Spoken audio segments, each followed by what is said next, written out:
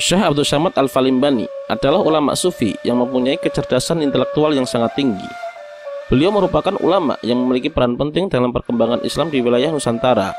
Melalui ilmunya yang sangat tinggi, beliau berhasil menciptakan beberapa karya yang memberikan manfaat bagi perkembangan Islam di tanah air. Nama Syekh Abdus Samad Al-Falimbani di kalangan umat Islam di Arab dan Timur Tengah sangat disegani.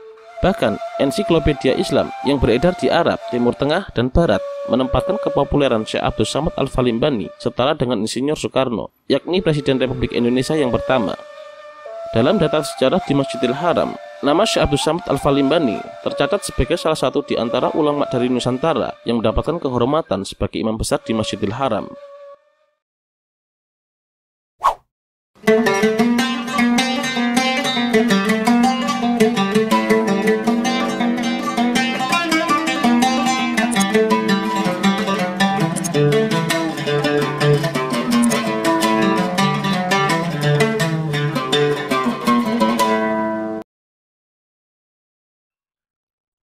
Syekh Abdus Samad Al-Falimbani bernama lengkap Abdus Samad bin Abdul Jalil Al-Jawi Al-Falimbani. Tetapi sumber-sumber Arab menyebutnya dengan Sayyid Abdus Samad bin Abdurrahman Al-Jawi. Menurut Tarikh Salasilah Negeri Kedah, Syekh Abdus Samad dilahirkan sekitar tahun 1116 Hijriah atau 1704 Masehi. Ayahnya adalah Abdul Jalil bin Abdul Wahab bin Ahmad Al-Madani, seorang ulama sufi yang berasal dari San'ai Zaman dan pernah menjabat sebagai mufti besar di Kerajaan Kedah, yang kemudian menikah dengan wanita Palembang, yakni Raden Ranti. Sebelum itu, ayah Abdus Samad pernah melakukan perjalanan ke India dan Jawa, kemudian menetap di Palembang, lalu menikahi Raden Ranti yang merupakan saudari perempuan Sultan Mahmud Badaruddin I. Kemudian, berdasarkan sumber lain, yakni manaqib beliau yang berjudul Faid Al-Ihsani, Syekh Abdus Samad dilahirkan di Palembang pada tahun 1150 Hijriah atau 1737 Masehi. Ayahnya bernama Abdurrahman. Abdurrahman adalah anak dari Syekh Abdul Jalil bin Abdul Wahab bin Ahmad Al-Mahdali, seorang mufti Kesultanan Kedah. Ibu Abdurrahman bernama Raden Ranti, anak perempuan dari Pangeran Purbaya, yang tak lain adalah putra tertua dari Muhammad Mansur, Sultan Palembang. Dengan demikian, dari jalur nenek perempuannya, Syekh Abdus Samad adalah bagian dari kerabat ulama keraton Palembang yang garis nasabnya tersambung lurus dengan Sultan.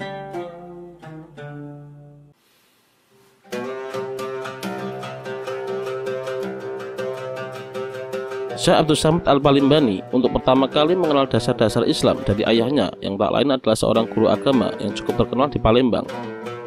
Selain dari ayahnya, beliau juga mendapatkan dasar agama Islam dari ibunya, yang terus membimbingnya setelah ayahnya kembali bertugas menjadi mufti di negeri Kedah. Kemudian setelah itu, beliau belajar ke Kedah dan Patani. Syekh Abdus Samad mewarisi sifat kedua orang tuanya yang sangat taat dalam menjalankan ajaran agama Islam. Beliau telah dididik dalam tatanan keluarga Islam yang sangat kuat. Meski demikian, bukan berarti Syekh Abdus Samad besar karena kebesaran ayahnya. Kesungguhannya dalam menuntut ilmu dan menuangkan hasil pemikirannya dalam karya-karyanya yang menjadikan beliau disegani. Patani pada waktu itu merupakan tempat menimba ilmu-ilmu keislaman dengan sistem pondok, sehingga dapat mempelajari ilmu agama lebih mendalam. Di antara pondok-pondok yang ada di Patani kala itu adalah Pondok Bendang Gujil di Kerisik dan Pondok Kuala Berkah atau Pondok Semala. Sistem pondok ini terkenal dengan hafalan matan-matan ilmu Arabiah yang dikenal dengan ilmu alat 12. Dalam bidang syariat Islam, diajarkan kitab matan-matan fikih dalam mazhab Syafi'i. Kemudian dalam bidang tauhid dengan menghafal kitab matan dalam mazhab Al-Asy'ari dan Al-Maturidi.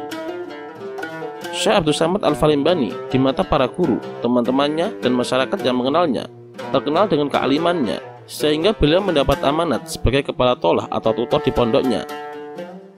Salah satu di antara para guru Syekh Abdus Samad Al-Falimbani di Patani adalah Syekh Abdurrahman bin Abdul Mubin Pauhbok.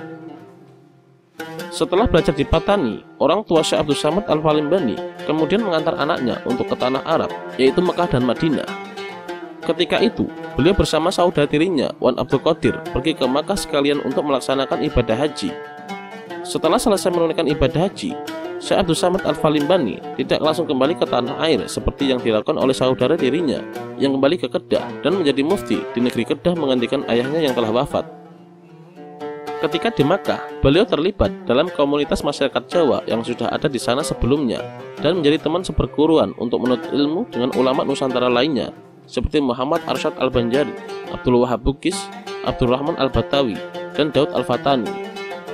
Keterlibatannya dalam komunitas Jawa inilah yang membuatnya tetap tanggap terhadap perkembangan sosio-religius dan politik di Nusantara. Sejak perpindahannya di Mekah, Syekh Abdul Samad Al-Falimbani mengalami perubahan besar berkaitan dengan intelektualitas dan spiritual. Perkembangan dan perubahan ini tidak terlepas dari proses pencerahan yang diberikan oleh para gurunya. Beberapa gurunya yang masyhur antara lain Syekh Muhammad As-Samani Al-Madani, pendiri Thariqat Al-Samaniyah Al-Khalwatiyah. Kurang lebih selama 5 tahun beliau belajar pada pendiri Thariqat Al-Samaniyah Al-Khalwatiyah ini. Setelah lama menuntut ilmu darinya, beliau akhirnya dipercaya mengajar sebagian murid Al-Samani. Syekh Abdul Samad Al-Falimbani juga mendapatkan ijazah langsung dari gurunya untuk memperkenalkan dan mengajarkan Thariqat Samaniyah di Nusantara. Setelah hampir 5 tahun belajar dan mengabdi dengan As-Samani, atas anjuran dari gurunya, Syekh Abdul Samad Al-Falimbani disuruh belajar kepada Syekh Abdurrahman bin Abdul Aziz Al-Maghribi. Kepadanya, beliau belajar tentang tasawuf dan filsafat, yakni At-Tufah Al-Marsalah ila Ruhi Al-Nabi, karya Syekh Fadullah Al-Burhanfuri Al-Hindi. Selain berguru pada dua ulama tersebut, masih banyak lagi nama-nama besar yang tercatat sebagai guru Syekh Abdul Samad Al-Falimbani. Di antaranya adalah Muhammad bin Sulaiman Al-Kurdi, Ibrahim Al-Rais, Muhammad Murad, Muhammad Al-Jauhari, Athaillah bin Mashri, Ahmad bin Abdul Mun'im Al-Damanhuri. Syekh Abdul Samad Al-Falimbani sejak dini sudah menyenangi dunia tasawuf, barangkali karena pengaruh lingkungan spiritual di negerinya yang masyarakatnya sangat antusias terhadap ajaran tasawuf. Ditambah lagi dengan adanya perdebatan, polemik, serta pergulatan pemikiran yang terus memanas antara penganut Hamzah Fansuri dengan Araniri, sehingga ikut mewarnai dan mengiringi pertumbuhan intelektual spiritual Syekh Abdul Samad Al-Falimbani. Walaupun Syekh Abdul Samad Al-Falimbani dikenal sebagai tokoh tasawuf, beliau juga telah mendalami ilmu-ilmu agama lainnya seperti hadis, fikih, dan tafsir. Pada tahun 1787 Masehi, Syekh Abdul Samad Al-Falimbani melakukan perjalanan ke Zabid untuk mengajar murid-murid setempat, terutama dari keluarga Ahdal dan Al-Midjaji. Salah seorang muridnya di Zabid adalah Wajihuddin Al-Ahdal, merupakan seorang muhadis yang kemudian menduduki jabatan sebagai mufti Zabid. Ia menganggap Syekh Abdul Samad Al-Falimbani sebagai gurunya yang paling penting. Karena itulah ia memasukkan riwayat Syekh Abdul Samad Al-Falimbani dalam kamus biografinya yang berjudul Al-Nafis Al-Zamani wa Al-Ruh Al-Raihani.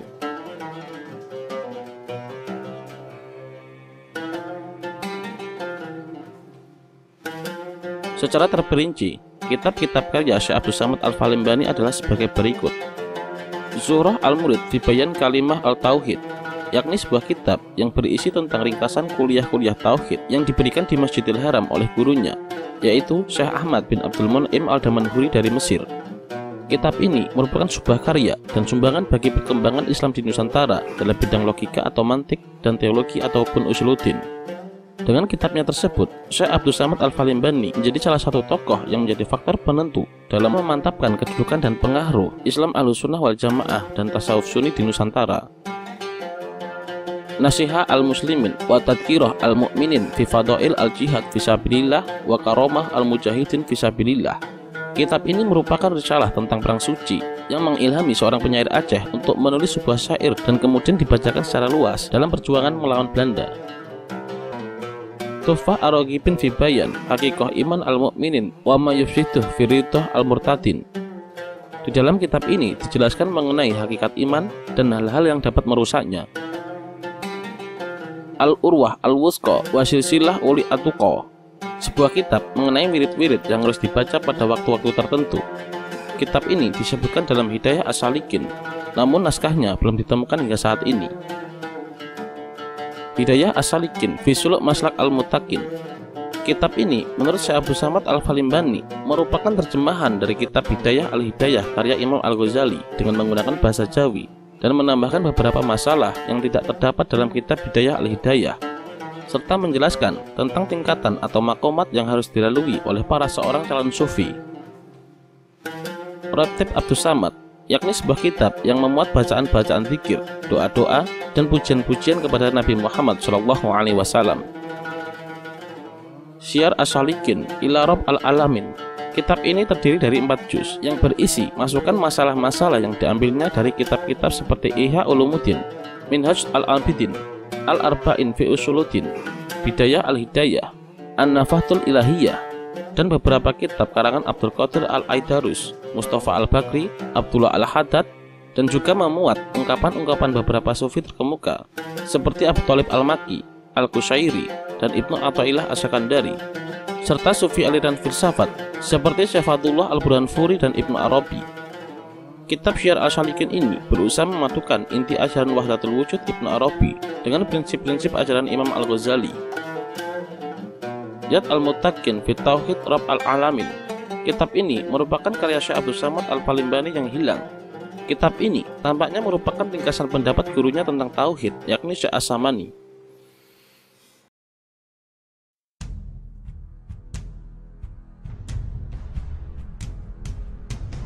Meskipun Syekh Abdus Samad Al-Palimbani lama menetap di Mekah, namun hubungannya dengan saudara atau ulama di Nusantara tidak pernah terputus. Sekurang-kurangnya, mereka berkirim surat setahun sekali, yakni melalui mereka yang pulang setelah melaksanakan ibadah haji. Setelah menerima surat dari Syekh Wan Abdul Qadir yang merupakan saudara tirinya, Syekh Abdus Samad memutuskan kembali ke tanah air. Surat dari saudaranya yang juga merupakan seorang mufti Kedah tersebut mengabarkan bahwa umat Islam Melayu Patani dan Kedah sedang menghadapi jihad mempertahankan agama Islam dan tanah air. Sebenarnya, Syekh Abdus Samad Al-Palimbani telah lama bercita-cita untuk ikut serta dalam suatu perjuangan atau peperangan melawan penjajah. Namun setelah dipertimbangkan, beliau lebih tertarik membantu umat Islam di Patani dan Kedah untuk melawan kerajaan Siam yang beragama Buddha. Dalam peperangan itu, Syekh Abdus Samad Al-Palimbani memegang peranan penting dengan beberapa panglima Melayu lainnya. Beliau bukan berfungsi sebagai panglima yang sebenarnya, tetapi bertindak sebagai seorang ulama sufi yang senantiasa berwirid, bertasbih, bertahmid, bertakbir, serta bersolawat setiap siang dan malam untuk mendoakan agar kaum muslimin memperoleh kemenangan. Namun sayangnya, kedatangan beliau di Kedah agak terlambat. Pasukan Patani telah hampir lemah dalam peperangan tersebut. Sementara itu, Syekh Daud bin Abdullah Al-Fatani dan para pengikutnya telah mengundurkan diri ke Pulau Duyung, Terengganu. Kemudian, Syekh Abdus Samad Al-Palimbani pun berkholwat di salah satu masjid di Legor. Ada orang yang mengatakan beliau berkholwat di Masjid Gresik yang dikenal dengan pintu gerbang Hang Tuah. Para pengikut tasawuf percaya di sanalah beliau menghilang diri. Tetapi bagi kalangan bukan tasawuf, perkara ini adalah mustahil, dan mereka lebih percaya bahwa beliau wafat sebagai syuhada ketika peperangan melawan kerajaan Siam. Terkait wafatnya Syekh Abdus Samad Al-Palimbani terdapat banyak pendapat. Dr. Muhammad Khatib Ghazwan menyebutkan Syekh Abdus Samad Al-Palimbani wafat pada tahun 1244 Hijriah dengan umur beliau mencapai 124 tahun di Palembang. Kemudian Dr. Azumardi Azra menyebutkan bahwa Syekh Abdus Samad Al-Palimbani meninggal sekitar akhir abad ke-18 di tanah Arab. Lalu Al-Baitan mengatakan Syekh Abdus Samad Al-Palimbani meninggal setelah tahun 1200 Hijriah setelah menulis karya terkenalnya Syiar As-Salikin pada usia sekitar 85 tahun. Dan berdasarkan sumber di Jeddah, Syekh Abdus Samad Al-Palimbani terbunuh dalam perang melawan kerajaan Siam pada tahun 1244 Hijriah. Dan Muhammad Abdullah bin Suradi dalam artikelnya yang berjudul Syekh Abdus Samad Al-Palimbani, Ulama, Sufi dan Syuhada, menuliskan bahwa masyarakat Patani telah mengklaim menemukan makam Syekh Abdus Samad di antara Kampung Sekom dan Cetak di kawasan Tiba, Paten Utara, Thailand.